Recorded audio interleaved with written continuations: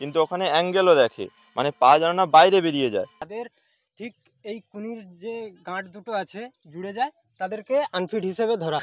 নমস্কার বন্ধুরা, প্রতিদিনের মতো আবারও একটি নতুন ভিডিও নিয়ে তোমাদের সামনে চলে এসেছি। আজকের ভিডিওটা খুবই গুরুত্বপূর্ণ যারা এসএসসি জিডি 2025-এ ফিজিক্যাল কোয়ালিফাই করেছো। তো যাদের হাতের ও পায়ের সমস্যা আছে তাদের জন্য আজকের ভিডিওটা খুবই গুরুত্বপূর্ণ হতে চলেছে। তো ভিডিওটা অবশ্যই লাস্ট পর্যন্ত দেখবে, ঠিক আছে? হাতে তোমার যা যা প্রবলেম আছে এবং পায়ে যা যা প্রবলেম আছে এবং মেডিকেলে যে এই পয়েন্টগুলো সবথেকে বেশি ধরে আর যেগুলো চেক করবে হাতে এবং পায়ে, তা আজকের সম্পূর্ণ ভিডিওতে দেখাবো। আমাদের সাথে আছে যে ছেলেগুলোকে দেখতে পাচ্ছ, এরা সবাই কিন্তু আগেও মেডিকেল করেছে এবং ফিটও হয়েছে। তো তারাই আজকে তোমাদের ভালোভাবে হেল্প করবে এবং তোমাদের যদি কিছু জানার থাকে যে আমার এখানে প্রবলেম ওখানে প্রবলেম, সেটা কমেন্টে জানাতে পারো, সেটা নিয়ে আমরা পরে জানিয়ে দেবো। তো চলো বন্ধুরা, ভিডিওটা শুরু করা যাক। তো বন্ধুরা, আজকের আমাদের একটা ভাই, সেই দেখাচ্ছে সে অনেকবারই মেডিকেলে ফিট হয়েছে, তো আগেও বলেছি, ঠিক আছে? তো আজকের ফার্স্টে দেখানো হচ্ছে পা এবং লাস্টে দেখাবো হাত, ঠিক আছে? তো চলো শুরু করো। পা কি কি আছে পায়ে? যে বেসিক্যালি পায়ের নগ্নি দুটো হয়। নগ্নি বলতে এক তো নগ্নি সবাই জানে, কিন্তু ওখানে অ্যাঙ্গেলও দেখে, মানে পা যেন না বাইরে বেরিয়ে যায়, ঠিক আছে? নগ্নির জন্য কি করে, পা জুড়ে দাঁড়াও, পা জুড়ে দাঁড়াও, ক্যামেরা দাও, হাত সাইডে রাখ, হাত সোজা কর, এই তো এইরকম এরকম করে তোমাদের দাঁড় করিয়ে দেয়, ঠিক আছে? যাদের নগ্নি নেই তারা তারা টোটালি এইভাবে দাঁড়িয়ে থাকতে পারে, ঠিক আছে? কিন্তু যাদের নগ্নি থাকবে তারা এইভাবে দাঁড়িয়ে থাকতে পারবে না, অনেকক্ষণ পড়ে যাবে। অনেকের কিন্তু এরকম মাংস জুড়ে যায়, ঠিক আছে? কিন্তু বেসিক্যালি অনেক সময় এটা নগ্নি হয় না। কিন্তু এক্ষেত্রে যদি এটা হাড় জুড়তে হয়, ঠিক আছে, হাঁটুর হাড় জুড়তে হয়, ঠিক আছে, তখন এটা নগ্নি হয়। এরপরে দেখে অ্যাঙ্গেল। অনেকে ভাবে যে ভির পরে ফাঁকা থাকতে হয়, কিন্তু না, ভিতে এরকম জুড়ে থাকলে এটাই ফিট, আর ফাঁকা হয়ে গেলে ওটাকে অ্যাঙ্গেল দেয়। এখানে পায়ে মানে বাইরে নগ্নি, ঠিক আছে? এই যে এগুলো সব জুড়া থাকবে। দাঁড়াও দাঁড়াও, দাঁড়িয়ে যাও, টোর উপর দাঁড়াও।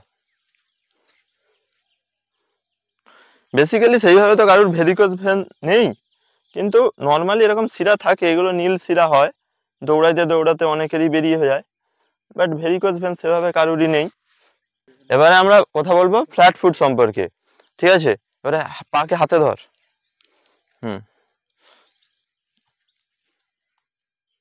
এই যে দেখতে পাচ্ছ, এই যে টোল, এগুলো ফ্ল্যাট ফুট নয়, এই যে সবার রয়েছে, তো এরা সবাই ফিট। Next pair.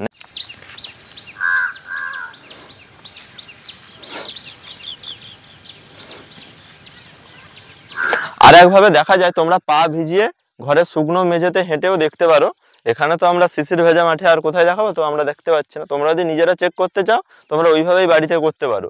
পাকে ভিজিয়ে নেবে জলে এবং শুকনো মেঝেতে হেঁটে পায়ের যে ছাপ পড়বে, ওতে তোমরা বুঝে যাবে যে তোমাদের ফ্ল্যাট ফুট আছে কি নেই। ফার্স্টে হচ্ছে তোমার হচ্ছে কি চেক হবে? Carrying angle. ক্যারিং অ্যাঙ্গেল, হ্যাঁ হ্যাঁ, ফার্স্টে হচ্ছে ক্যারিং অ্যাঙ্গেল। ক্যারিং অ্যাঙ্গেলটা কেমন একবার দেখে নাও, যে আনফিট কেমন আর ফিট কেমন। তো হাতে ক্যারি অ্যাঙ্গেল মূলত এই গ্যাপটাকে দেখা হয়, যেখানে দেখা হয় যে এই দুটো কুনি এক জায়গায় জুড়ছে কিনা। কারণ আমাদের দুটো হাত যখন এইরকম সোজা করে ধরা হয়, তখন যাদের ঠিক এই কুনির যে গাঁট দুটো আছে জুড়ে যায়, তাদেরকে আনফিট হিসেবে ধরা হয়। আর একটা থাকে ঠিক এই ক্যারি অ্যাঙ্গেলে, যাদের বাইর সাইড থেকে হয়ে যায়, অর্থাৎ অনেকটা গ্যাপ থাকে।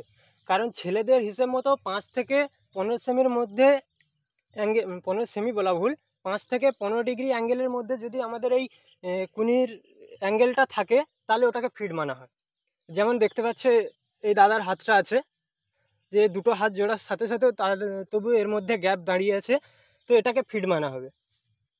আর দ্বিতীয়ত ধরা হয়, দ্বিতীয়ত আর একটা চেকিং করা হয়, তোমার আঙুলে কোথাও কোনো কিছু ভাঙার আছে নাকি, কিংবা অনেকে আছে এইরকম সোজা করে দাঁড় করিয়ে রাখলে হাত কাঁপে, তো সেটা চেকিং করা হয়।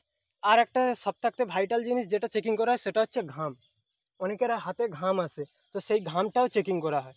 কারণ মূলত ঘামটা ওখানে অনেকের আসে না, কিন্তু মেডিকেলের সময় অনেকের এসে যায়, তো তাদের নার্ভাস ফিলের জন্যই সম্ভবত ঘামটা আসে। তো চেষ্টা করবে মেডিকেল হওয়ার সময় নিজেকে সবসময় ফ্রি মাইন্ড রাখার জন্য।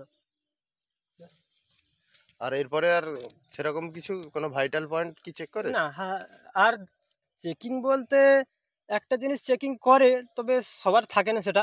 সেখানে এই কোনো সাইকোলজিক্যাল প্রবলেম ধরা হয়, যেটাতে যে অনেকের হাতে কাটার দাগ থাকে, ব্লেডে কাটার দাগ যে থাকে, সেইটাকে সাইকোলজিক্যাল প্রবলেম হিসাবে ধরা হয়। ওটা এসএসসি জিডিতে কি কোনো প্রভাব ফেলে, যেটা আর্মিতে ডাইরেক্ট হ্যাঁ, তোমার হচ্ছে? আর্মিতে তো ডাইরেক্ট আনফিট করেই দেয়, হ্যাঁ। কিন্তু এসএসসিতে ঠিক বলতে পারছি না, কারণ আমার সাথে যে কজন গিয়েছিল তো তাদের হাতে কারোরই তেমন দেখতে পাইনি, তো সেক্ষেত্রে আমি বলতে পারবো না। এবারে একজন ছিল, তাদের থেকে শুনেছি তাকে হচ্ছে তোমার রিমেডিকেল দিয়েছিল, এবার 2-3 দিন ঘোরানোর পর তাকে ফিট করে দিয়েছিল।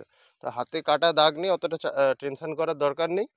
রিমেডিকেল পাবে, কিন্তু রিমেডিকেলে একটু চেষ্টা করবে যে হাতে একটু কিছু মেকআপ ফেকআপ কিছু করে যাওয়ার জন্য, বা সেরকম কিছু ইকুইপমেন্ট নিয়ে যাবে যেগুলোতে ওটা দেখা না যায়, যাতে রিমুভ হয়ে যায়। তো এই হাতের এবং পায়ের তুমি হচ্ছে মেডিকেলের সমস্ত কিছু জিনিস দেখলে, ঠিক আছে? এগুলো কিন্তু একদম মেজর পয়েন্ট, যেগুলো তোমার হচ্ছে এসএসসি জিডির মেডিকেলে চেক হবেই হবে। রিমেডিকেল দিলেও তোমার ওখানে গিয়ে সেটা আরও ভালো করে চেক হবে। বন্ধুরা, এই হাতের এবং পায়ের পয়েন্টসগুলো ভালো করে দেখে নাও, এইগুলো হচ্ছে রেডি করে নাও। এইগুলো রেডি করেই তোমাদের মেডিকেলের ডেট রিসেন্ট দিয়ে দেবে। তো দেখা হচ্ছে পরের ভিডিওতে। আর তোমাদের যারা যারা চেনা জানা মাঠ পাস করেছে, যাদের মেডিকেলে অ্যাডমিট কার্ড আসবে, তো তাদেরকে অবশ্যই ভিডিওটা শেয়ার করে দিও। কিছু জানার থাকলে, যে তোমার কোথাও কোনো প্রবলেম থাকলে নিচে কমেন্ট করো, অবশ্যই টিপস পেয়ে যাবে।